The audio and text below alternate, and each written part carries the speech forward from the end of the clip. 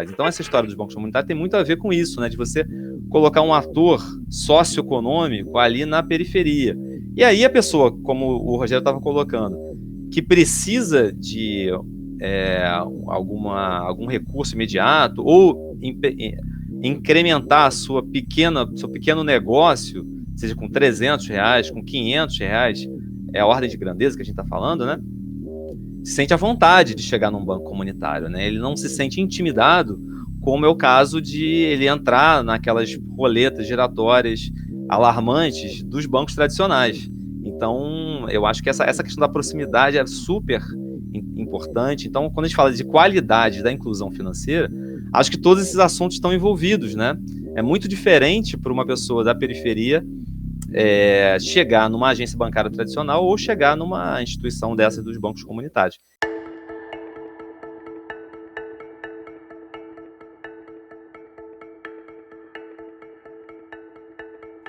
Olá, sejam bem-vindas e bem-vindas a mais este Missão Desenvolvimento, uma realização da Associação de Funcionários do BNDES, trazendo aqui para vocês sempre discussões sobre temas da realidade contemporânea brasileira, dos desafios do desenvolvimento, para que a gente possa refletir o país sempre com um olhar diferenciado, trazendo especialistas nas diferentes áreas. E hoje a gente vai falar sobre inclusão financeira e as moedas sociais digitais, que são um tema que vem ganhando cada vez mais relevância nesse debate, principalmente a partir da necessidade de obter melhores avanços no plano do desenvolvimento social. E as moedas sociais digitais vêm justamente preencher uma lacuna dentro do sistema monetário, do sistema financeiro, que é não apenas acesso a serviços financeiros, mas também a todas as propriedades que a moeda oferece à sociedade. Então, para bater um papo sobre esse tema muito interessante, muito instigante, o programa hoje conta com a participação do Luiz Arthur de Faria, que é engenheiro e doutor pela UFRJ, pesquisador em moedas sociais digitais do NIDES da UFRJ e também da FGV São Paulo em 2018. Ele também publicou uma tese de doutorado sobre este processo das moedas sociais digitais, então realmente vai ser muito legal poder aproveitar o conhecimento dele. E também aqui o Rogério Mello, que é doutorando do COPEAD, UFRJ, pesquisador em inclusão digital financeira, professor de tecnologia do Instituto Infinet e analista de sistemas do BNDES, onde ele coordena a equipe responsável pelos sistemas financeiros de pagamento do banco e participa também ativamente dos fóruns de discussão do Pix e do Open Banking.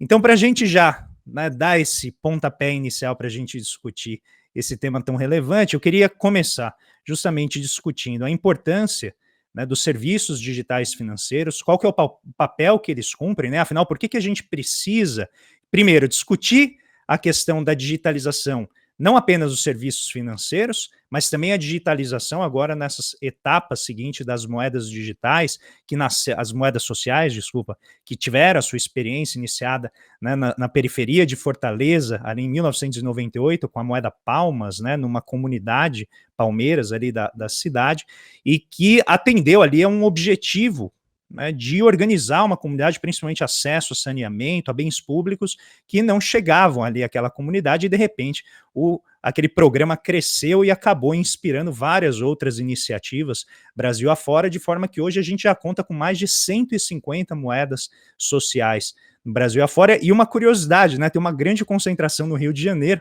né, no estado do Rio de Janeiro, que depois acho que é legal a gente explorar, talvez as causas, né, as razões disso, muito interessantes.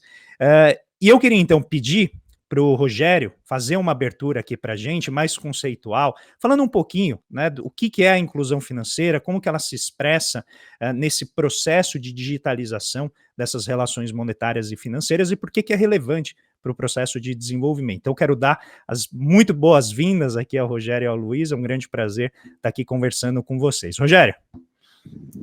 O André, te agradeço aí pelas palavras, acho que assim, o prazer é nosso, né, a satisfação muito grande de estar aqui nesse papo, agradecer aí à FBNDES, agradecer ao pessoal da produção. Luiz Arthur, a gente se conhece aí já há bastante tempo, foi um dos incentivadores aí para eu iniciar essa pesquisa de doutorado, e eu acho que justamente uma coisa que eu acho que foi ali a centelha, né, e a gente fez uma disciplina juntos na FGV de São Paulo, né, o professor Lauro Gonzalez, e quando ele trouxe justamente essa questão das tecnologias para a inclusão, né? E aí eu acho que nessa esteira que a gente está vendo, né, uma revolução do sistema financeiro, né, já de algum tempo, né, mas eu acho que é uma coisa que vem agora, né, no Brasil começa a aparecer com mais força, né, por exemplo, o Pix, né, o pagamento instantâneo, que a gente sabe que foi implantado aí recentemente, um grande sucesso, o Open Banking, né, que também está em fase de implantação, que é o sistema financeiro aberto. E eu acho que isso traz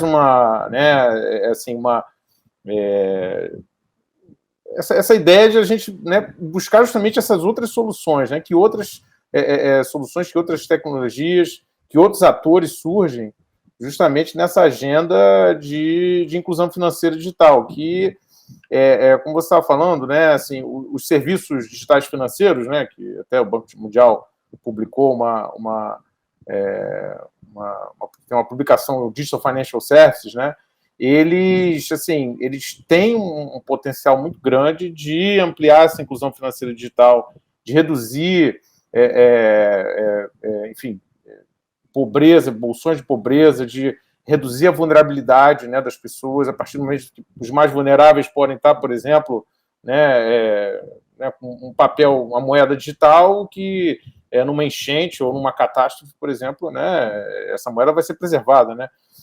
De outra forma também, às vezes um agricultor, por exemplo, que tenha lá uma perda de safra, tem qualquer problema momentâneo, ele pode receber, né, uma transferência para uma moeda digital rapidamente, né? Você tem, como a gente vai falar de moedas sociais, né, nas comunidades, né, um incentivo maior ao consumo local, né, a produção local, né, que é tão importante para a comunidade. Então, assim, você certamente tem uma série de usos, digamos assim, dos serviços digitais financeiros que possibilitam ampliar essa inclusão financeira. Agora, é claro que isso traz desafios, né, e oportunidades, mas traz muitos desafios. A gente, né, tem toda essas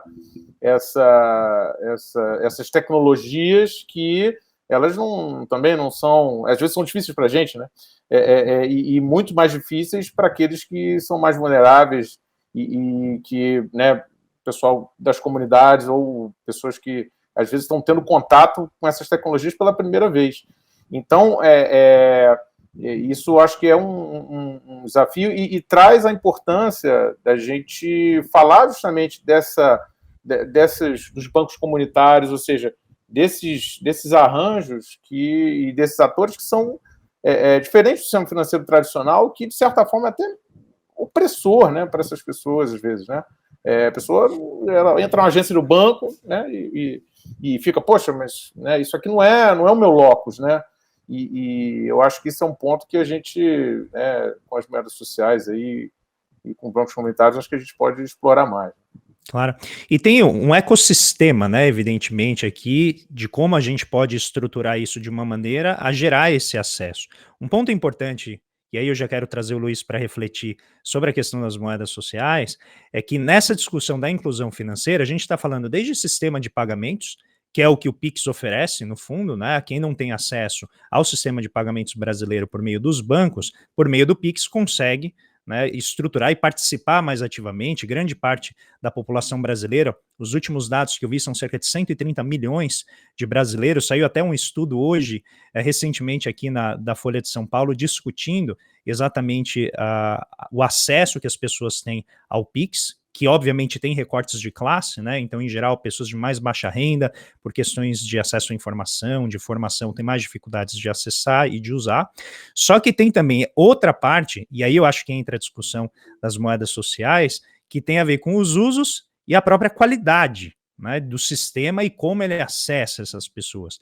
Então, Luiz, se você pudesse, como você estudou a história, né, das moedas sociais, pegar primeiro assim como o Rogério delineou esse aspecto da inclusão financeira e colocar por que elas nasceram, por que elas evoluíram a partir dessa deficiência de atender tanto a questão dos usos e da qualidade e como elas tentam consertar isso que o sistema normal não conseguiu atender. Muito bom, André, Rogério, obrigado pelo convite, assim, é uma satisfação muito grande compartilhar com vocês, trocar ideia com vocês. Tive no BNDES em 2015 ou 2016, numa roda de conversa sobre moedas sociais.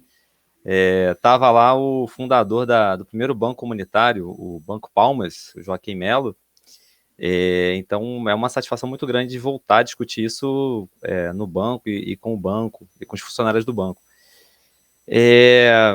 Você colocou até, né, pegando o gancho da sua introdução, que tem muita moeda social no Rio de Janeiro, né, no estado do Rio.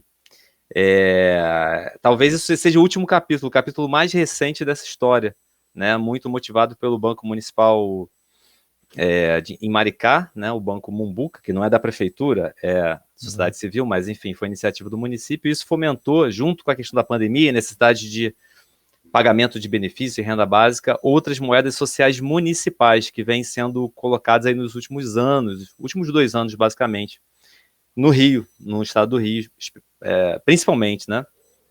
Mas essa é uma história que vem lá de 98, assim, é uma história que assim, delimitar o início de uma história dessa é sempre complicado, mas 98 é um ano importante. E como é que começa isso, né? Começa com essa história de exclusão mesmo, né? O Banco Palmas, né, formado lá no Conjunto Palmeira, na periferia de Fortaleza, foi formado por moradores, por pessoas que moravam na orla de Fortaleza, foram despejados, levados para um terreno sem infraestrutura, por cerca de 20 anos conseguiram construir o seu bairro com infraestrutura, com eletricidade, etc.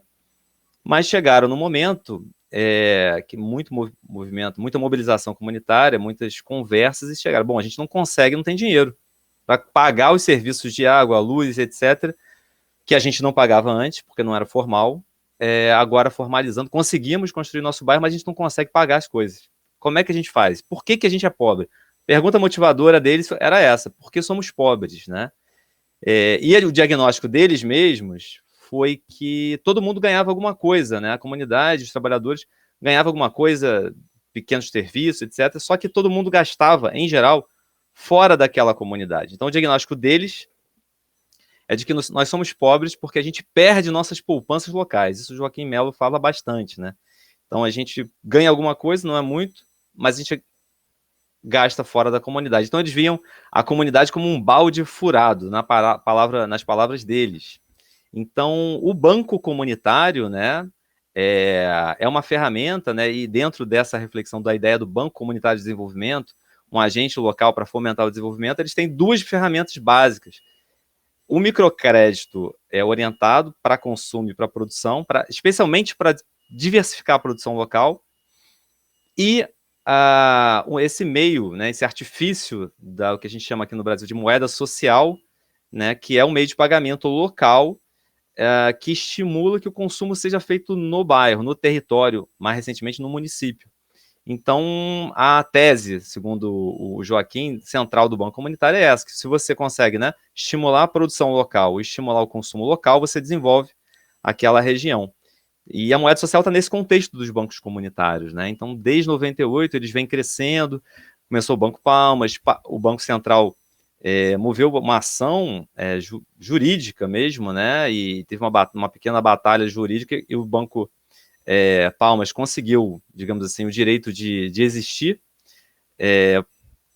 consolidando naquela época a metodologia, né? A metodologia da moeda social, dessa moeda social é 1 para 1, né? Então, uma moeda social vale R$1 sempre nessa metodologia de moeda social. Existem outras, a gente pode falar depois. Mas os bancos comunitários começaram daí, as moedas sociais começaram daí.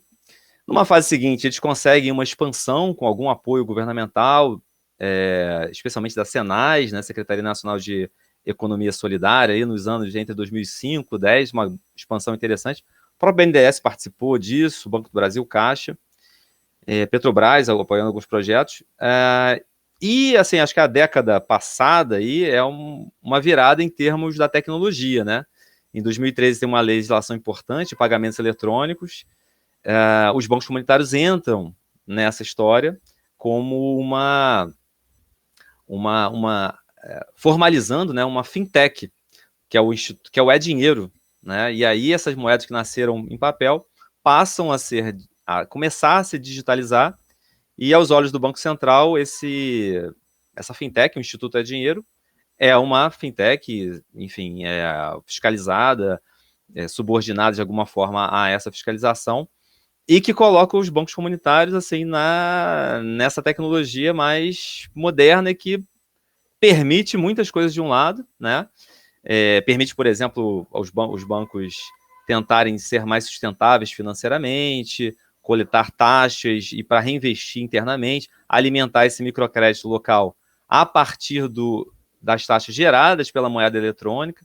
Então, uma série de coisas que a gente pode aprofundar, que vem acontecendo aí mais recentemente, a partir de 2013, primeiro em Maricá, depois em outros bancos municipais, fora aqueles bancos, digamos assim, históricos, né, que, segundo a última pesquisa que eu tive acesso, que foi da USP, em torno de 150 iniciativas, desde 98, de bancos comunitários, sejam aqueles que colocam as chamadas moedas sociais comunitárias, como mais recentemente os que colocam em circulação as moedas sociais municipais. E aí a gente pode ir detalhando ao longo dessa conversa. Então, eu queria explorar, perguntar para o Rogério que ele explore um pouquinho assim, porque parece ter uma contradição, e é legal a gente aprofundar entre a implementação do Pix, que em tese seria esse equipamento central público, né, de pagamentos, que faria uma inclusão das pessoas em todo o ecossistema financeiro, e essas iniciativas que estão pululando pelo país. Então mostra que, de alguma maneira, o sistema monetário ele não está chegando onde tem que chegar, né? Então ele é centralizado, ele tem uma moeda de curso forçado, fiduciária, baseada em confiança, mas ele não chega na ponta. E quando eu digo não chega na ponta, não é apenas a moeda em si, o dinheiro, né, o papel moeda, o depósito bancário. Não chega o conjunto de serviços que o ecossistema oferece. Então, Rogério, como que você reflete essa iniciativa do Pix e como a gente relaciona isso, né, com as limitações que ele oferece à população e a emergência, né, dessas iniciativas municipais de moeda social? Eu acho que assim, né, o primeiro Pix eu acho que, né, realmente na literatura dos pagamentos instantâneos também, outras experiências no mundo que, assim, né, mostram que realmente os pagamentos instantâneos são indutores de inclusão financeira digital, e eu acho que, né, quer dizer, os números estão aí que mostram, né, que você teve uma ampliação do acesso, né, de 85% em 2019 para 96% em 2020, segundo o relatório do Banco Central.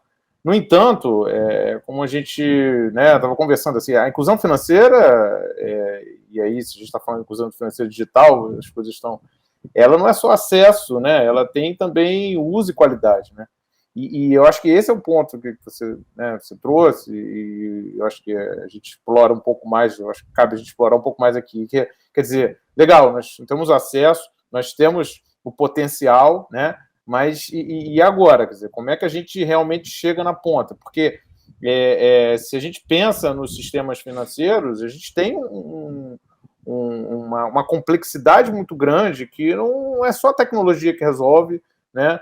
Não é só o mercado que resolve, nem somente a regulação. Essas coisas têm que articular, né? Tem que estar juntas, né? E aí você ter um avanço, uma política pública que realmente vai induzir, né, essa inclusão, né, digital financeira. Então, acho que tem esse ponto que a gente, né, pode continuar conversando justamente e ver como, né, as moedas sociais de bancos comunitários podem, né, trazer essa inclusão de quem realmente precisa, como você falou, né, essa economia inclusiva, né. Então, porque aqui existe uma dimensão importante desse acesso que tem a ver com o crédito também, né? Então, não basta ter um problema aqui, vamos dizer, de origem dos recursos ou de dotação inicial, né? Para você chegar ao sistema financeiro e ter acesso a crédito, em geral, você tem que ter já um patrimônio, você tem que ter acesso a um conjunto ali material que te permita oferecer para o banco uma garantia que você vai pagar, né? Um fluxo de renda, alguma coisa.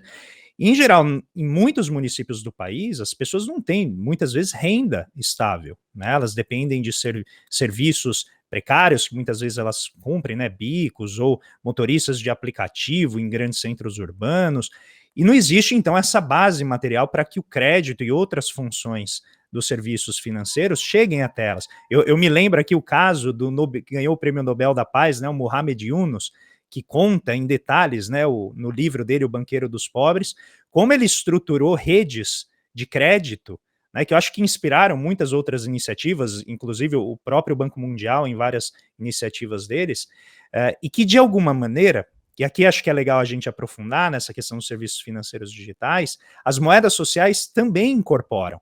Né? Então não se trata apenas de oferecer um sistema de pagamentos, mas encontrar maneiras de fazer aquilo que a moeda faz, que é ativar trabalho, é ativar investimento, é ativar iniciativa, e que por conta dessa falta de capilaridade que o Rogério expressou tão bem aqui, as comunidades locais não conseguem se desenvolver. Então, Luiz, se você puder explorar um pouquinho esse ecossistema, você já mencionou os bancos comunitários, acho que é bom, inclusive, colocar, né, que são os bancos comunitários de desenvolvimento, né, eles têm essa sigla específica, como que se articula esse sistema todo para oferecer esse conjunto de serviços para a população local?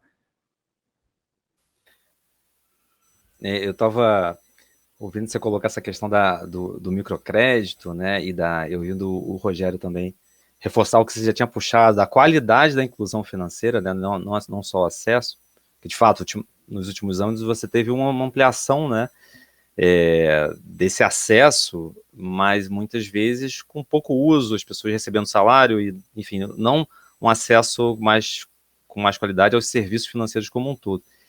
E eu fui pensando, né, como é que eu me deparei isso na pesquisa. Eu tive o prazer de conversar muito com o pessoal da antropologia da UFRJ, eu como engenheiro, durão, e passei a admirar muito o trabalho deles, e me meti em 2 bancos comunitários, basicamente.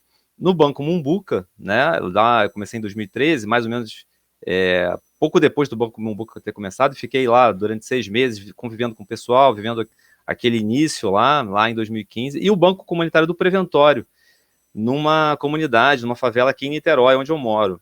E além de ter visitado o Banco Palmas e tal. E aí fui elencar o que o pessoal, né, quais eram como os antropólogos falam, né, qual era a cosmologia, o que eles pensavam, qual era o mundo desse pessoal, né? E o pessoal falava muito em autonomia, né, em não esperar o governo, então ir atrás das coisas, em proximidade, então tem toda a questão das finanças de proximidade, que tem tudo a ver com o que você falou do microcrédito, e eu já volto a isso. A questão da democracia econômica é uma coisa fundamental para os bancos comunitários, então, deles decidirem ali imobilizarem as pessoas e os clientes, e essa fronteira entre o cliente e o banco é muito mais porosa do que num banco tradicional, por exemplo. A coisa da mobilização comunitária, então você mobilizar a comunidade para formar o banco, para gerir o banco, etc., e a sustentabilidade financeira e a mediação com diferentes atores. Então eu elenquei esses 6, digamos assim, essas 6 práticas, e fui ver o que a digitalização da moeda, né, das moedas sociais, implicava em relação ao antigo. Foi mais ou menos a minha pesquisa. Em relação à proximidade, né, aí você falou que no microcrédito tradicional, né, quer dizer, a pessoa para começar a jogar, né, para entrar no jogo, tem que ter um patrimônio, tem que ter uma referência, né, e a ideia das finanças de proximidade é um pouco dar oportunidade e, digamos assim, mitigar o risco do empréstimo de outras maneiras.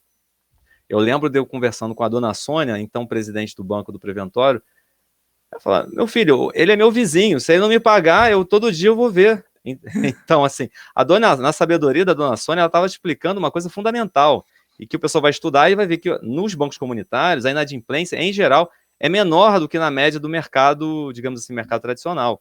Então, a ideia da proximidade, você ter outras formas, né, de garantia, digamos assim, me parece assim, essencial, né? Isso tem a ver com aquelas outras práticas, né?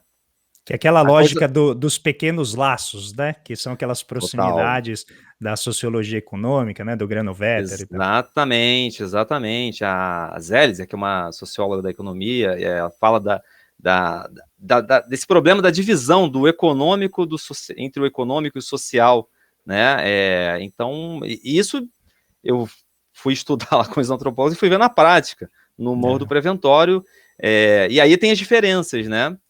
Você vê ali no Preventório o Banco Comunitário como realmente um ator local de referência para aquela população, não só para pegar empréstimo, por exemplo, mas também para como que eu faço para tirar o meu documento, porque eu não sei, porque o Estado não chega lá.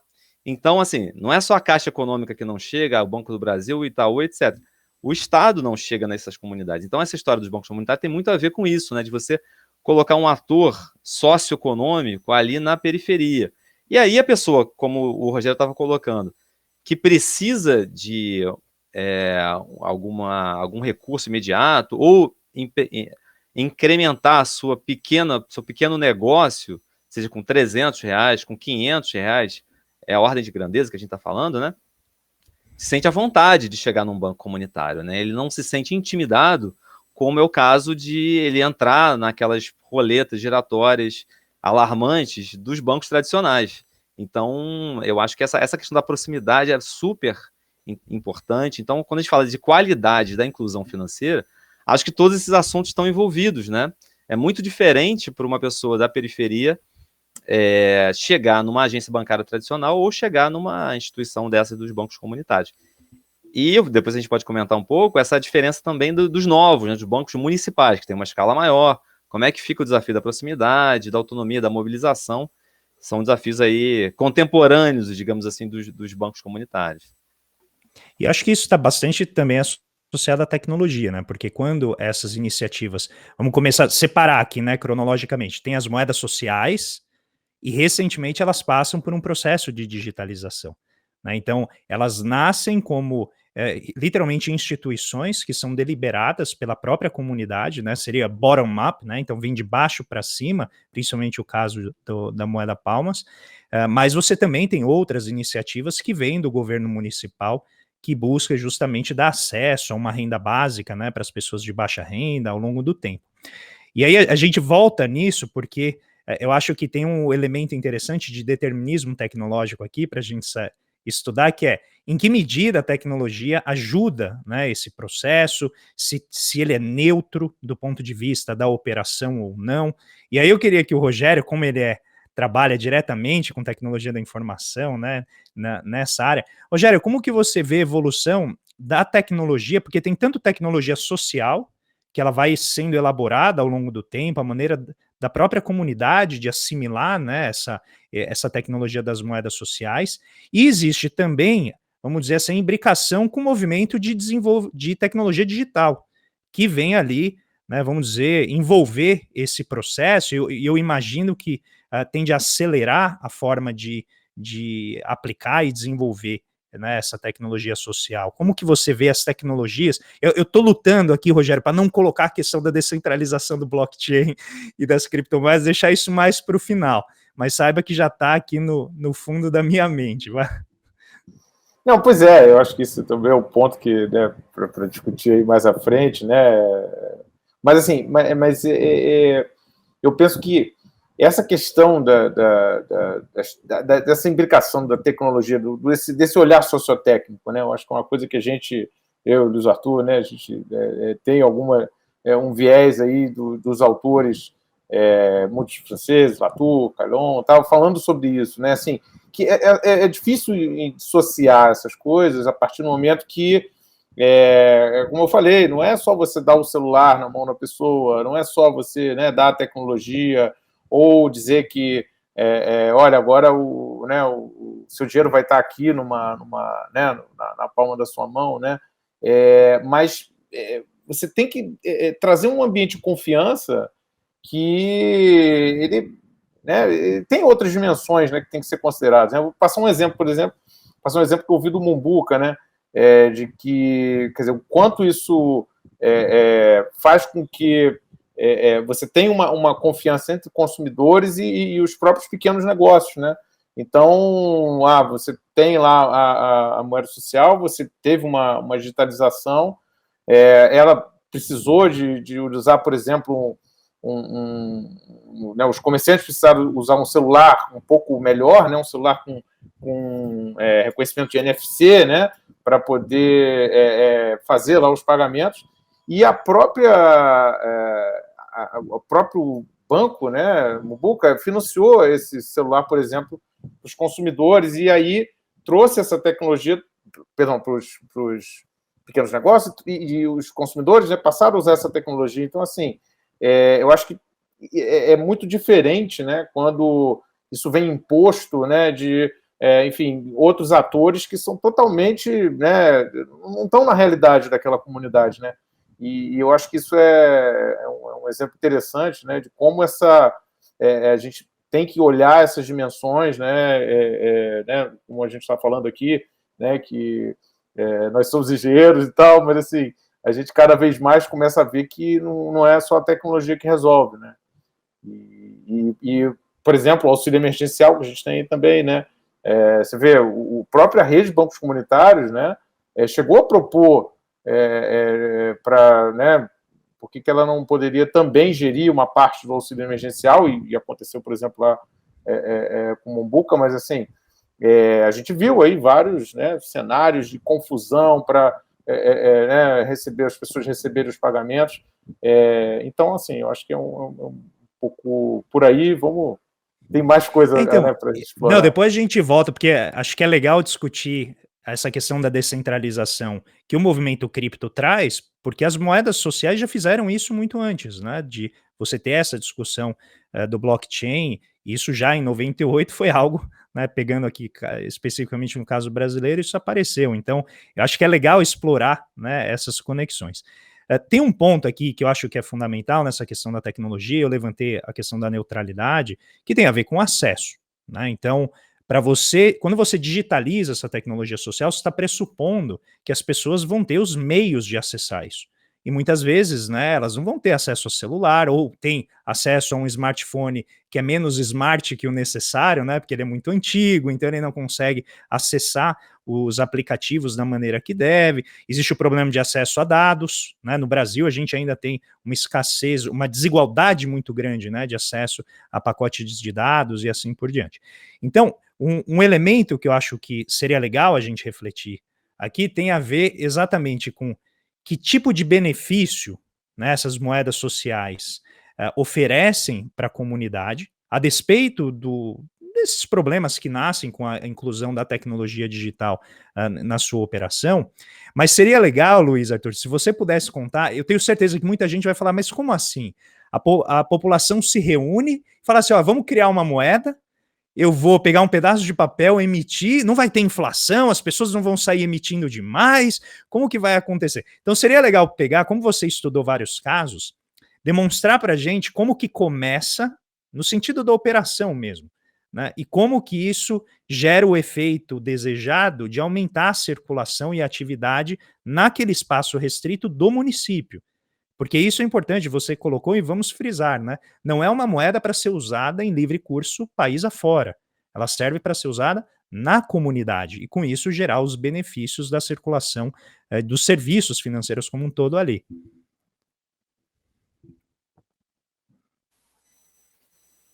Vamos lá. Só fazer uns comentáriozinhos rápidos sobre os pontos que vocês estavam discutindo. Primeiro, essa questão do digital, né? Curioso que, assim, no Brasil, nessa história dos bancos comunitários e das moedas sociais, de alguma forma eles estão sendo empurrados para o digital, né? Eu sou da engenharia de telecomunicações, trabalho como analista de sistemas, eu sou do digital, mas, assim, é interessante ver que em outros países, por exemplo, na França, a legislação de moedas comunitárias, como eles preferem chamar lá, ela não privilegia uma materialidade de papel ou digital. Então, é interessante isso. Então, acho que os bancos comunitários foram para o digital mais por contingência local do que por um desejo, digamos assim, do digital. Isso é curioso. Sobre a coisa se ela ser neutra ou não, né, a tecnologia, né, tem pessoas que falam que a tecnologia ela não é negativa nem positiva, muito pelo contrário. Ou seja, a gente tem que ver o caso a caso. Então, assim... ela é um número complexo. É por aí.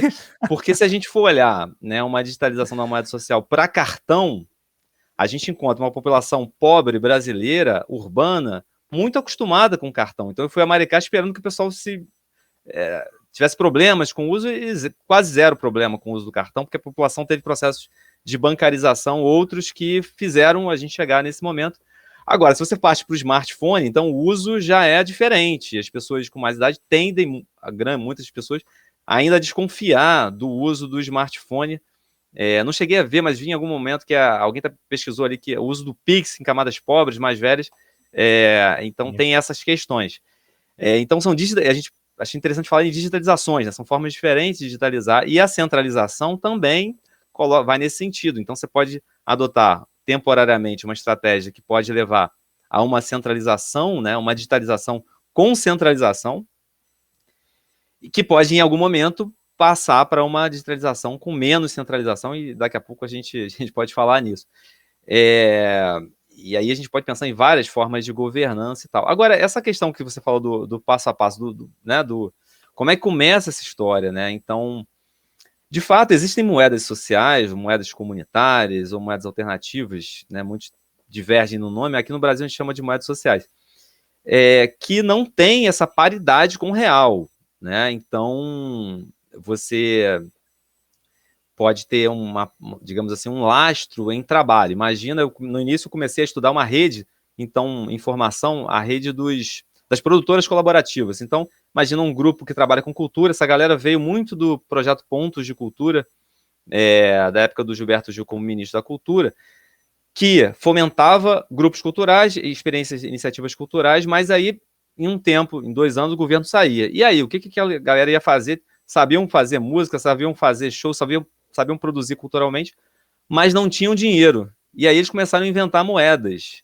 no sentido de se relacionar com seus clientes. Então, você imagina um curso de teatro na Universidade Livre do Teatro Vila Velha, um projeto lá no teatro de Salvador. Então, eles abriram cursos de teatro, e para entrar, a pessoa pagava em livres, né? Parte em reais, se quisesse, mas pagava em livres.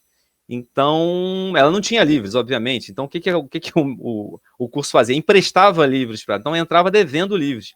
Como é que eu pago os livros? Eu pago fazendo atividades que são importantes para aquele empreendimento, no caso, o teatro funcionar. Bilheteria, iluminação, etc. Então, aí é um processo de, digamos, de formação, né? É um curso, nesse caso. E não tem um lastro em reais. Então, aí tem que ter cuidado para que esses empréstimos também tenham a ver com a capacidade do empreendimento, no trabalho do empreendimento. Um outro grupo lá de Pernambuco, o movimento Conchativa, também emprestava lá para os universitários para que eles pudessem, bandas fazerem clipes e etc. E eles pagavam com trabalhos como serem seguranças em shows, fazer jardinagem no espaço. Então, é um movimento muito interessante, extremamente interessante, de articulação da economia local, sem reais, né? Sem com S, reais. Agora, isso você tem que balancear para você, mesmo essa economia não ser descalibrada, digamos assim. Não ser ancorada na capacidade de trabalho mensal daquele grupo. Você não pode emprestar mais do que aquele grupo consegue trabalhar.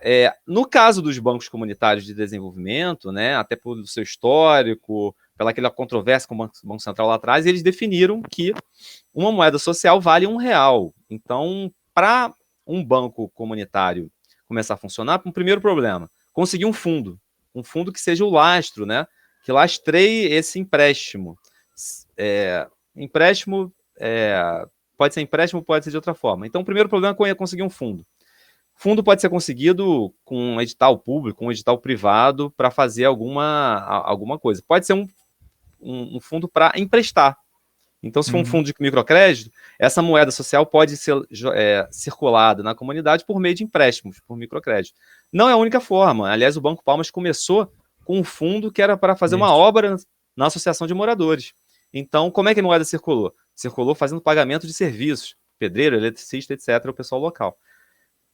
A circulação pode vir também por meio de uma parceria com uma prefeitura que deseja pagar uma renda básica local ou algum apoio, algum auxílio emergencial ou para a população de baixa renda.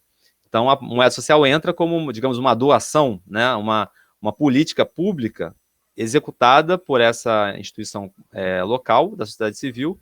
E como a gente tem um arranjo de pagamento eletrônico ancorado na legislação, o manejo, né, desse arranjo de pagamento eletrônico gera taxas, pequenas taxas, que alimentam um fundo comunitário. Então, e aí... E tem também o aspecto de não poder gastar fora do município, que ajuda essa estabilidade financeira, né? Porque os efeitos multiplicadores desse gasto ficam ali, né? É a questão do balde furado, lá do início da nossa conversa, né? Então, na linguagem do pessoal do Banco Palmas, essas ferramentas, o microcrédito para consumo, produção, a moeda social, são rolhas para o balde. Então, o balde é a comunidade. Você tem que gastar ali, você tem que consumir ali, localmente. Então, é um mecanismo, digamos assim, de retenção local da riqueza, né? O Singer, o Paul Singer, que foi gestor da economia solidária por um bom tempo, ele falava que os bancos comunitários eram, de alguma maneira, formas de você conter, né, de alguma forma, essa movimentação, essa circulação financeira, muitas vezes desenfreada. É uma tecnologia que ele via a longo prazo como uma ideia de você ter pequenas barreiras ali, digamos assim, para o engenheiro, né, uma barreira que o dinheiro não vai sair a todo momento e muito rapidamente. Você tem um mecanismo ali de você manter a riqueza no local. Acho que é um pouco isso, assim, passa por essas dimensões. Perfeito. Bom, a gente já está agora com 40 minutos de conversa, então já vamos nos preparar para ir para o final, mas é um final lento, a gente vai chegar lá tranquilamente, sem pressa. E aí eu queria, Rogério, e acho que essa pergunta vale para vocês dois, se vocês pudessem explorar, porque cada um deve ter, evidentemente, uma visão particular a partir da área em que atua, como que vocês entendem os desafios que são impostos à expansão dessas moedas sociais digitais, dos bancos comunitários de desenvolvimento? Primeiro, se é desejável que haja, né, em que medida elas expressam uma deficiência do nosso sistema monetário e financeiro, né? Então, será que é necessário que elas se expandam ou não? Como que vocês enxergam os desafios para que essas iniciativas possam florescer de uma maneira mais eficaz, inclusive, em face dos desafios e das necessidades da população, né, dos diferentes municípios? Fala um pouquinho, Luiz Arthur, presidente. Não, assim, primeiro que é uma coisa que eu acho que me deixou bastante, digamos assim, chocado, né? Foi quando a gente estava numa palestra, né, sobre os bancos comunitários e alguém falou assim, não, porque os bancos comunitários de desenvolvimento... Eu falei, como assim de desenvolvimento? Quer dizer que eu trabalho num Banco Nacional de Desenvolvimento e esse banco, quer dizer, ele aparentemente não tem uma relação com esses atores, né? Por que precisa ter, né, um banco comunitário de desenvolvimento se eu trabalho no Banco Nacional? Peraí, né? Então, assim, eu acho que isso, primeiro, eu acho que, né, gera, eu acho que esse estranhamento, né? Então, acho que isso acho que é um desafio, assim, como as instituições financeiras de desenvolvimento se relacionam com esses atores, né? Como elas podem se relacionar, assim como elas estão hoje, né, tentando aprender a se relacionar com as fintechs, que também são um público totalmente diferente, como o Luiz Arthur falou, embora os bancos comunitários, né, também se coloquem com fintechs, mas eles, eu acho que fogem um pouco digamos assim, do conceito da fintech tradicional, e aí a gente até teve aqui uma missão aqui falando um pouco sobre fintechs, então a gente não vamos entrar nessa temática, né, mas assim, eu acho que como as instituições financeiras de desenvolvimento, como, por exemplo, a BDE, né, a Associação Brasileira de Desenvolvimento Econômico, ela consegue se aproximar desses atores para ter essa capilaridade que a gente está conversando aqui, quer dizer, chegar realmente aonde onde o pessoal mais precisa, né? E eu acho que isso é um desafio grande, e eu acho que a tecnologia ela tem esse papel fundamental. Você tem vários casos aí, por exemplo, na Índia, de não só o uso, claro, o blockchain eu acho que agora está despontando um pouco mais, mas o uso de APIs, né? Porque as APIs são as interfaces de programação de aplicativos, que são, na prática, interfaces para troca de informações entre instituições financeiras. Elas, por exemplo, são usadas há muito tempo pela gente, quando a gente usa ali uma Amazon, faz uma compra, Netflix, etc. Mas no sistema financeiro é um uso relativamente recente. O Open Banking, por exemplo, ele se usa de APIs para as instituições conversarem. Então, você tem né, tecnologias que podem ser usadas para alavancar essas questões. Agora, realmente tem a questão da escala. Aí eu deixo para o Luiz Arthur, né, falar um pouco dessa questão da escala, a questão das grandes redes, né? Quer dizer, como é que essas grandes redes elas entram nesse ecossistema ou não? Porque um problema em redes é esse, né? O quanto de gente está ali participando, que a gente chama de externalidade em rede, né? Atratividade. Então, se você vai fazer uma moeda social e uma moeda, essencialmente, ela é válida na medida em que as pessoas aceitam. Como que você faz, né, relembrando aqui o velho Garrincha, para combinar com os russos, né? Eu sei que a Rússia hoje em dia é um exemplo não tão bom assim para a gente utilizar nesse sentido, mas tem que negociar, tem que fazer com que o comércio, né, aceite esse meio de circulação para que as pessoas possam usar. Então, essa dimensão da escala que o Rogério levantou é super importante. Como que você vê isso, Luiz Arthur? Como você vê esses desafios para expansão e florescimento das moedas sociais? Os desafios são muitos, né? Não são poucos, não. Mas as potencialidades são muito grandes também. Eu acho que, assim, o primeiro desafio é para os gestores públicos, né? No sentido do desafio de você formular e executar as políticas públicas com as populações, né? Ao invés de fazer isso para as populações. Acho que esse é uma lição e uma potencialidade importante aí dos bancos comunitários, né? E assim, essa parceria com as prefeituras vai no sentido de que eles têm alguns modelos interessantes, né? Nessas moedas municipais, né? Eu acho que tem um desafio importante, que é da questão da proximidade, né? As moedas municipais, elas começam muito como um meio de pagamento e ponto, ou seja, desvinculada da ideia do microcrédito. Em próprio Maricá, começou em 2013, apenas em 2018 o banco começou de fato a fazer um microcrédito local para pequenos empreendimentos. Então, essa entrada das prefeituras, um desafio é você manter essa caracterização dessa metodologia dos bancos comunitários, por exemplo, apoiando pequenos empreendimentos locais e o vínculo com a economia solidária, né?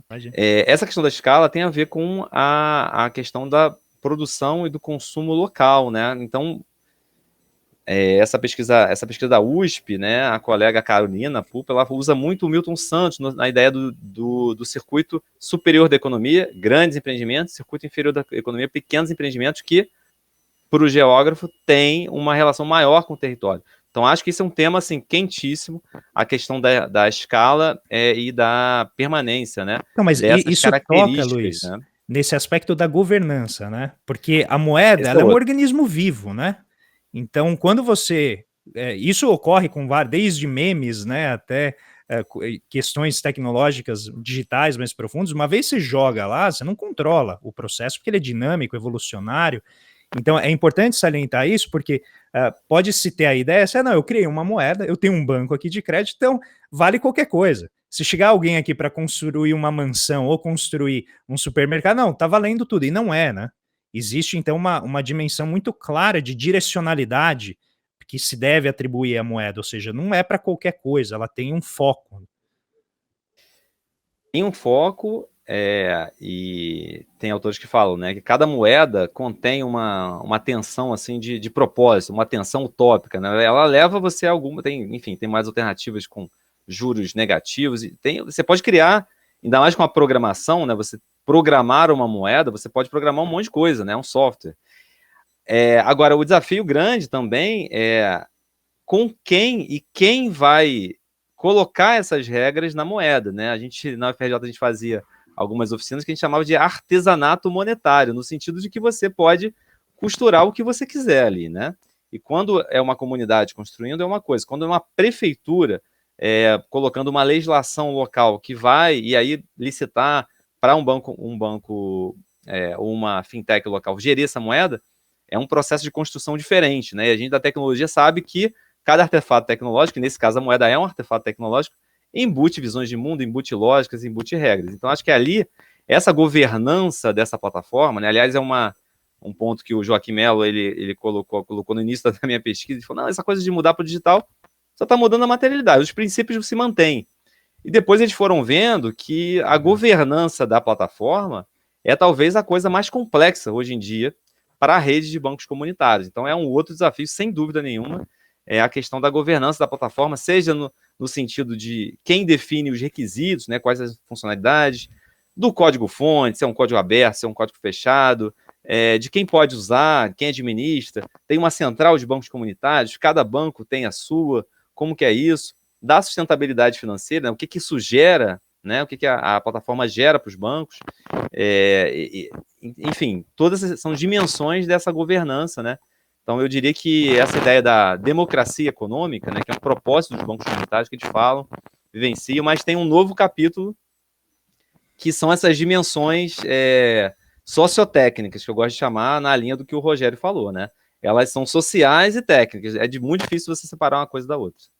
E a dinâmica, a interação entre o social e o técnico, que é também muito difícil de controlar, né? Precisa ter, acho, uma clareza e um planejamento muito claro de para onde você está indo, porque rapidamente, na minha visão, essas coisas fogem do controle, né? Quem estuda redes, né, as dinâmicas de Barabás e tal, que a coisa ganha uma proporção rápida e grande muito rapidamente, né, pode realmente levar eventualmente a uma disfuncionalidade ou fugir ali dos propósitos.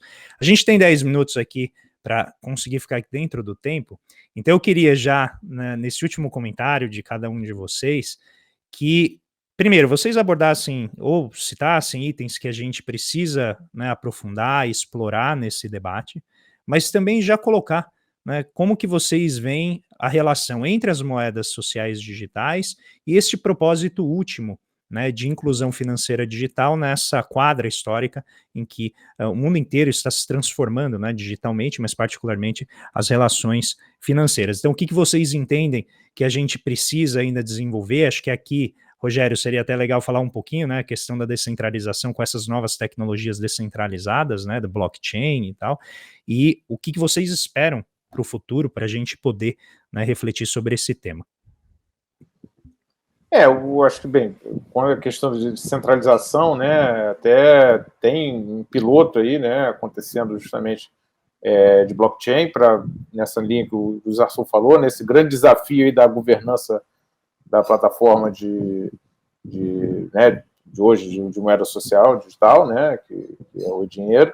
Eu acho que o Zarçon pode falar depois um pouquinho mais, né, sobre esses detalhes.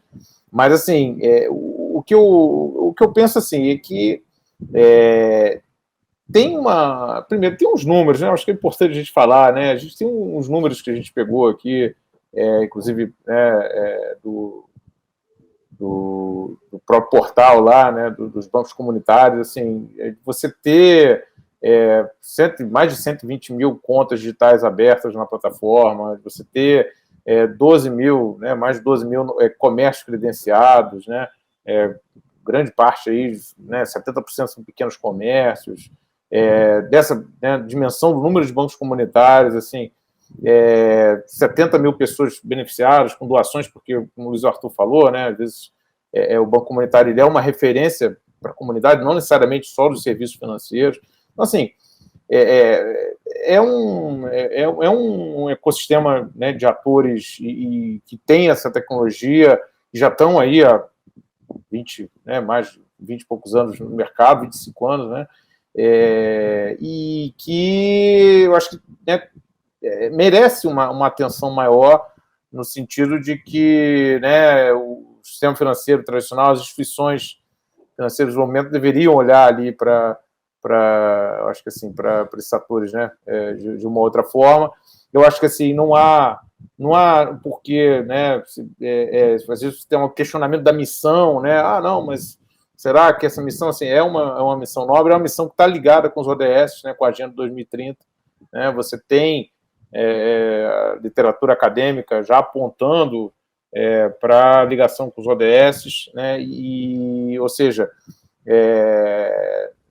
se a gente quiser realmente, né, levar todo mundo junto, né, ou seja, não deixar ninguém para trás, né, eu acho que a gente precisa disso, a gente precisa de uma união, né, de uma política pública coordenada, de uma união de governo, de mercado, da sociedade civil, né, como o Luiz Arthur falou, né, quer dizer, a comunidade, né, também atuando, e eu acho que isso isso é muito importante, né, tentar explorar isso melhor, para que a gente conseguisse, de fato, avançar essa agenda e ampliar essa inclusão financeira nessa capilaridade que a gente tanto precisa, né, no nosso país. Boa, muito bom, Rogério. Luiz Arthur?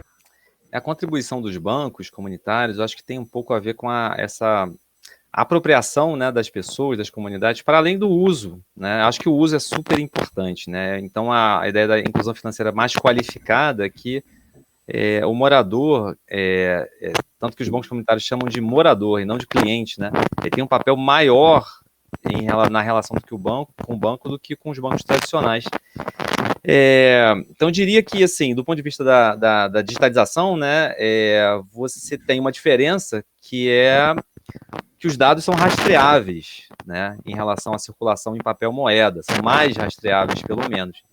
E aí abre possibilidades, né, abre possibilidades de uma transparência, então, das comunidades poderem visualizar como é que está sendo a circulação da moeda do seu banco comunitário, claro, respeitando, discutindo a questão do direito à privacidade, né, mas dos dados agregados, como é que o banco comunitário está indo, então, é algo que é possível, né, com a ideia do banco comunitário digital e das moedas sociais digitais. Transparência é uma coisa, a rastreabilidade também puxa a questão da confiabilidade, né, então a blockchain eu acho que entra aí, né, se os bancos comunitários conquistaram um histórico aí de confiança das comunidades nessas instituições locais, mas quando você fala com uma pessoa de fora, ou uma pessoa que poderia querer, de alguma forma, e tem gente estudando isso, né, colocar o seu dinheiro à disposição dos bancos comunitários para que eles reemprestem, e eventualmente a pessoa tenha um ganho, não tão grande como no mercado financeiro, mas um ganho razoável e que dê escala aos bancos. Então, acho que a blockchain e essa ideia de armazenamento descentralizado dos dados dá um a mais de confiabilidade a essa rede, né? Então, tem pilotos acontecendo e a gente espera que isso avance, né? Acho também que um desafio na questão do software, como os bancos têm essa questão da autonomia, da participação, a participação de mais desenvolvedores, né? Desenvolvedores comunitários. Então, a gente tem uma imensa quantidade de jovens nas periferias, de um lado aficionados por tecnologia e, por outro, sem oportunidade. Então, eu acho que a participação é um desafio grande para a rede de bancos, como incluir esses jovens nesse circuito digital. E, por fim, assim, um item a aprofundar, não pelos bancos, mas pela nossa sociedade, é a questão das práticas democráticas, né? A gente vive um período muito complicado, né? O Brasil já não é um país, digamos assim, com práticas democráticas aprofundadas historicamente. Vivemos talvez num período ainda mais complicado, e os bancos comunitários eu vejo como espaços importantes de democracia para além da hora do voto, né? Porque democracia é muito mais que isso. Então, e a gente precisa praticar democracia, não adianta a gente construir instituições autoritárias para querem, de 4 em 4 anos, praticar democracia. No limite, né, como o Singer definia economia solidária, esses espaços são espaços de uma cabeça, um voto. Então, as pessoas têm que discutir, dialogar, né, o exercício do diálogo. Não são espaços de manda quem pode, obedece quem tem juízo. Então, tem um papel pedagógico importante. Acho que não é nem um desafio, né, dos bancos, mas é uma oportunidade que os bancos colocam aí para a sociedade.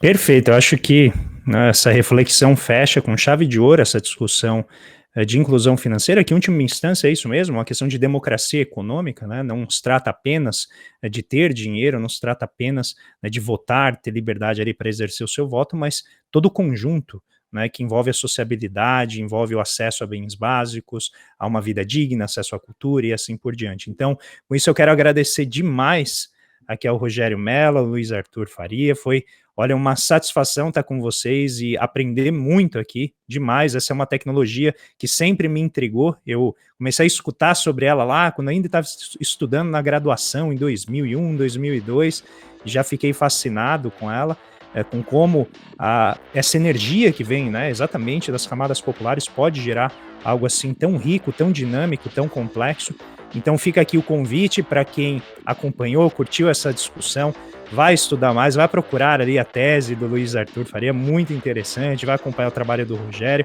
também no BNDES, e quero também convidar vocês a difundir aqui essa mensagem, né? Você que já está aqui no YouTube assistindo, deixa a curtida, se inscreve no canal. Esse podcast também está disponível nas plataformas de podcast, procure sempre por Missão Desenvolvimento, tem ali um curso de economia do desenvolvimento, de todos os episódios, são reais aulas que a gente tem aqui com especialistas nas diferentes áreas, então fica esse convite para quem nos acompanhou e o meu agradecimento novamente ao Rogério, ao Luiz, Arthur e a todo mundo que nos acompanhou. Fiquem em paz, esse foi mais um Missão Desenvolvimento. O podcast Missão Desenvolvimento é uma realização da AFB-NDS, Associação de Funcionários do BNDES, que vai ao ar semanalmente em todas as plataformas digitais. O programa tem direção de Felipe Peçanha, produção de Tatiana Gurgel e edição de Pedro Rocha. Para saber mais, acesse nosso site www.missãodesenvolvimento.com. Você também pode assistir a outros episódios já gravados nos canais do Missão Desenvolvimento e da AFB-NDS nas redes sociais. Até a próxima!